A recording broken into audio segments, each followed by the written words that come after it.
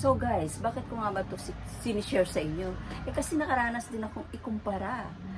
Hindi lang ang mga kamag-anak mo ang magkukumpara sa'yo, mismong yung mga ah, kaibigan mo or kakilala mo, even sa social media. Diba? Kaya ako sinishare sa inyo, baka nakakaranas kayo ng ganyan. So, stop comparing yourself guys. Para much better, mas maganda ang buhay nang walang komparasyon.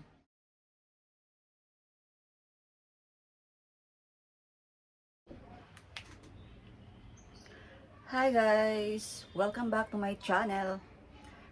Coffee, ngayon ay 3 3 p.m. So, snack time. Coffee with banana bread. Banana cake. Yan. So, yan ang aking snack for today.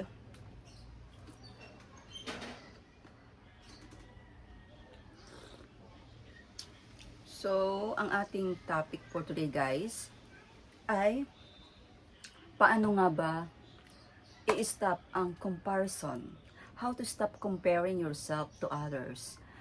Growing up guys na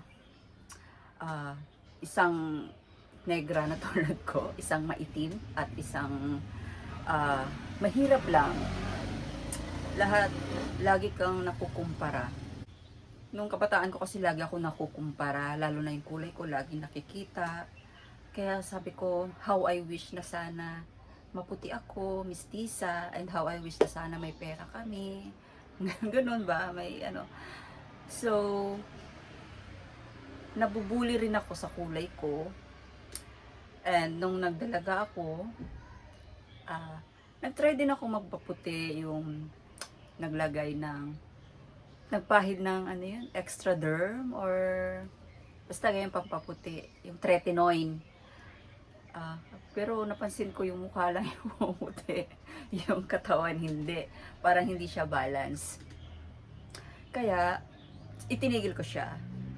Ngayon, nung nagkaroon ako ng karelasyon, syempre may isa siyang Japanese guy.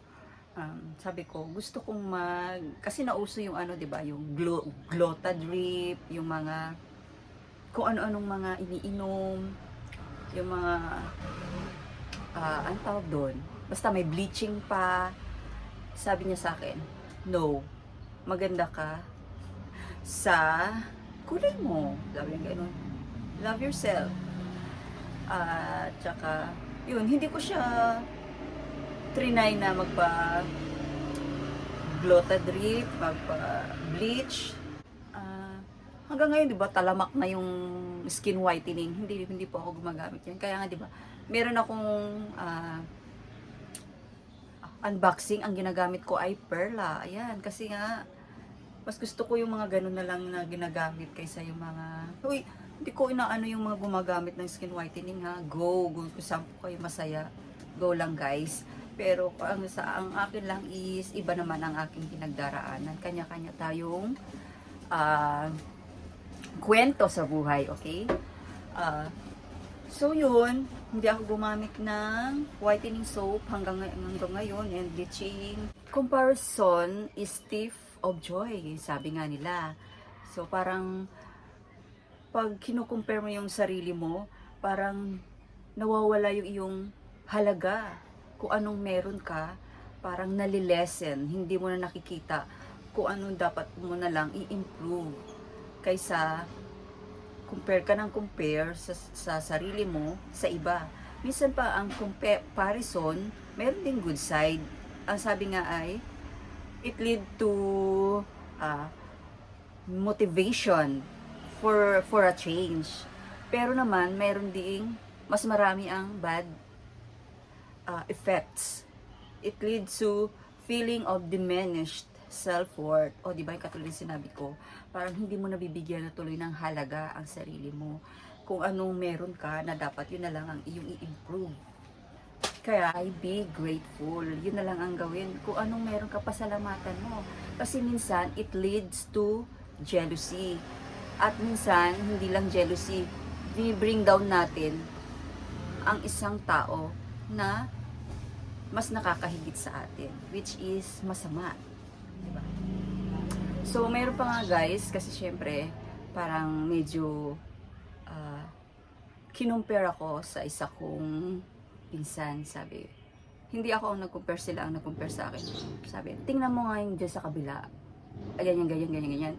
So parang kawawa naman yung kinukumpare sa'yo or nakikipag-compare sa'yo kasi nagkakaroon ng competition, nawawala tuloy ang self-esteem and self-worth. At isa pa, kung nakakaramdam na tayo ng ganon, kasi di ba lalo na ngayon, prone tayo sa social media and kung ano mga nakikita natin, talagang mapapasana all ka na lang.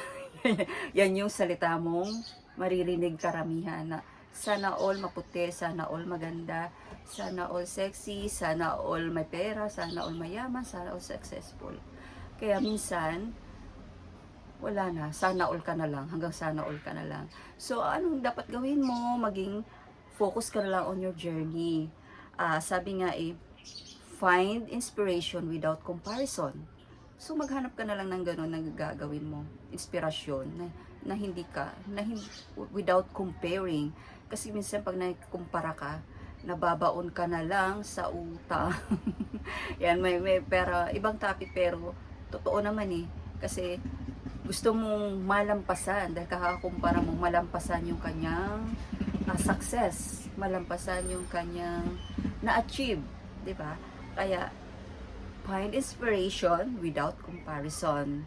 And then practice gratitude. Kung anong meron ka ngayon, pasalamatan mo, at least buhay ka. And then compete less, appreciate more. Ayan. O mas i-appreciate mo na lang yung sarili mo. And be grateful.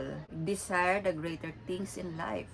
Yung mas naisin mo na lang kung ano ang mas nakakaganda sa buhay mo. See your own success. Ayan. Tandaan natin, comparing to ourselves to others, it leads to a toxic life.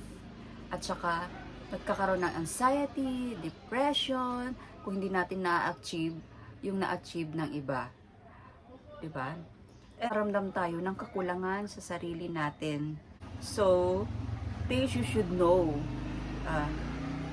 Admit that you're feeling jealous and ask yourself what's causing these feelings of jealousy. Use your jealousy as motivation to do better. Focus on your unique strength and talents. Stop comparing yourself to others and take a break. Social media, prevent feeling jealous of others. So yun guys, focus tayo sa ating bawat isa sa atin mayroon tayong unique na pagkatao and strength. Hindi naman tayo pare-pareho lahat. Kung pare-pareho tayo lahat, pataasan na yan ng ano. And guys, sabi nga rin sa Bible, 2 Corinthians chapter 10 verse 12. For we dare not class ourselves or compare, ayan na ourselves with those who commend themselves, but they measuring themselves by themselves and comparing themselves among themselves are not wise. O diba?